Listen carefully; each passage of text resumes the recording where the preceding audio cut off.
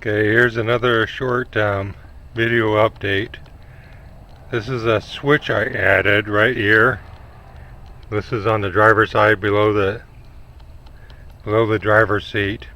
I didn't want to put it up on the dash. Got enough stuff going on there. This is going to just an off-on switch that's going to control a relay to turn on and off the fan blower for the heater. So the wire is going underneath the seat and traveling. Let me get around to the other side of the pickup here.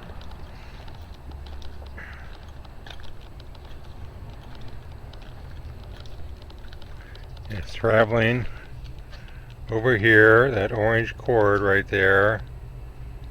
And I added this bar here, just tack welded that on so you're not tripping over wire. I thought about running it underneath the body, but got in all kinds of trouble with, I was thinking we run it through a conduit or something, but it's just easier to run it up on top here.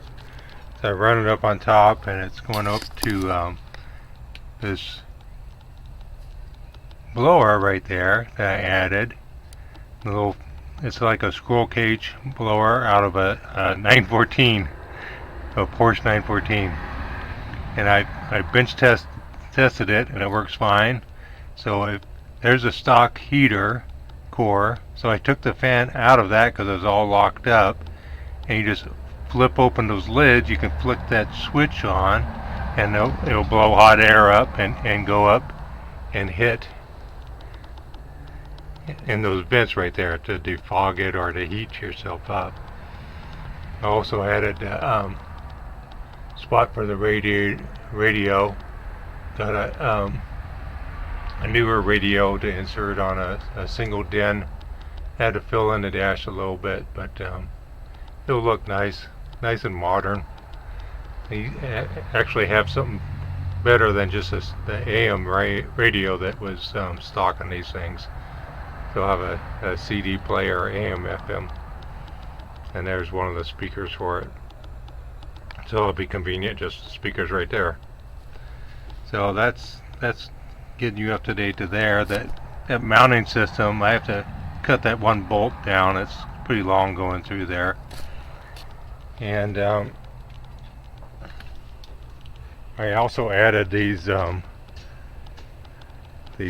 little clearance lights on the back. I like the looks of those, like a bubble nose type of look. And then on the engine side of things, I'm getting closer to starting this thing up. I've got a radiator hose. I did a universal one, but it has to make this S turn. So the radiator's up so high, so it has to go up and back in. So I got this fitting here is a 90-degree fitting from a company called Pegasus, 1.5" diameter, 90-degree elbow, goes up and then goes up to what I used was like a pipe like this, which is a 2-inch pipe, 2-inch outside diameter. And I cut the length of it and narrowed it down to 1.5" so it fits in there. Cleaned it all up and painted it. I still have to do the bottom radiator, but I had to figure that one out because this is not a stock application for anything. So what I'm going to do is use another universal hose, but this one that I had, it goes from 1 3/4, which will fit that lower fitting, to 1.5". And so I got from that same company, Pegasus, this reducer silicone. So it goes from 1 3/4 will go on the filler side or the outlet side of the water pump, and it reduces down, and I'll do the same thing. I'll put a piece of pipe in there and clamp it on. And once I get that, then it's down to hooking up just the cooler lines for the transmission, and then I could start putting the front sheet metal on. So that's getting exciting. I'm getting closer. But all these little parts are holding me up. That's about it. Hopefully the next one is I can actually start this engine. That'd be nice. All right. Bye.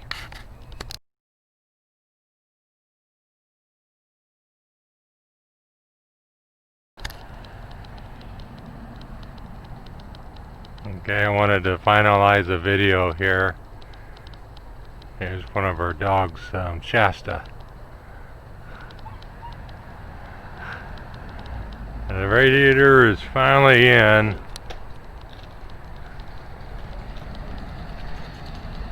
I just finished up with the, this is a like couple days at least after my last video. This is how long it takes me to do things. It's amazing, every little thing it just takes forever to do. But I got that lower hose in, which I did about the same thing. Got a pretty good little bend on it right there. And then that adapter hose on the end, well, I had to cut that thing off as short as possible because I didn't want to cut off on that flex hose. But it's in. Another step, so the radiator's hooked up. I want to also do these lines for the transmission cooling lines, but I have to figure out what size threads those are. I'm just thinking about just getting some ones with a barb on it, so I can just put hose and a clamp on it to run it back to the transmission. But we're looking better. We're getting there. And when I figured out this thing too, for what to do about my question about the steering, is I'm just going to put like a bolt here, and it'll provide a stop. So whenever you're cranking the steering wheel, you only crank it so far, so it won't, like I was mentioning before, so it was that arm right there was hitting the tire. But if we prevent that travel, for only travel so far, they'll fix that problem right there. So what do you know, watching all these YouTube videos on cars actually helps out sometimes. You learn little bit by little bit.